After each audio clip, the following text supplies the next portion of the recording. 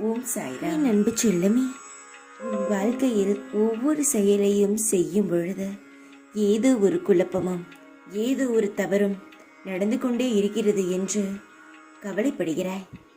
அதில் ஏதோ ஒரு காரணம் இருக்கிறது என்று மனதில் வைத்தாலே உனக்குள் இருக்கும் கவலையானது ஓடிவிடும். ஒரு கெட்டது நடக்கிறது என்றால் அதன் பிறகு ஏதோ ஒரு நல்லது நடக்கப் போகிறது, அதனால் உனக்கு ஏதோ ஒரு நல்ல பலன் கிடைக்கப் போகிறது என்று மனதில் வைத்துக்கொள்.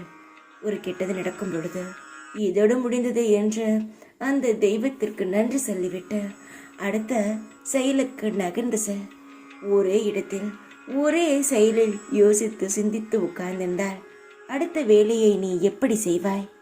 நித்தம் சந்தோஷத்துடனும் மன நிறைவுடனும் உனக்கு என்ன தேவையோ அதனுடனும் வாழப்போகும் நீ எந்த ஒரு விஷயத்திற்கும் கவலைப்படக்கூடாது.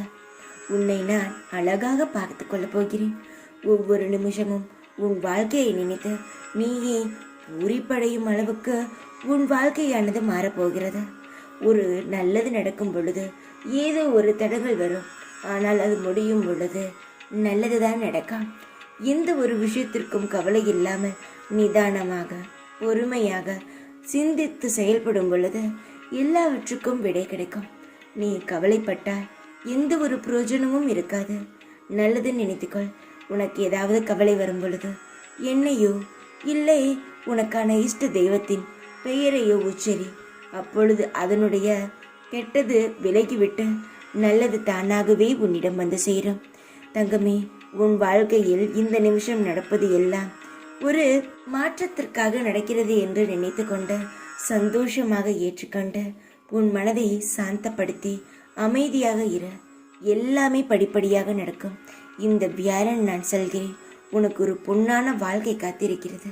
அதை நீதான் பிடித்து கொள்ள வேண்டும். தைரியமாக இரு. எப்பொழுதும் உன் கூட தான் இருக்கிறேன் நான். ஓம் சாய்ராம்.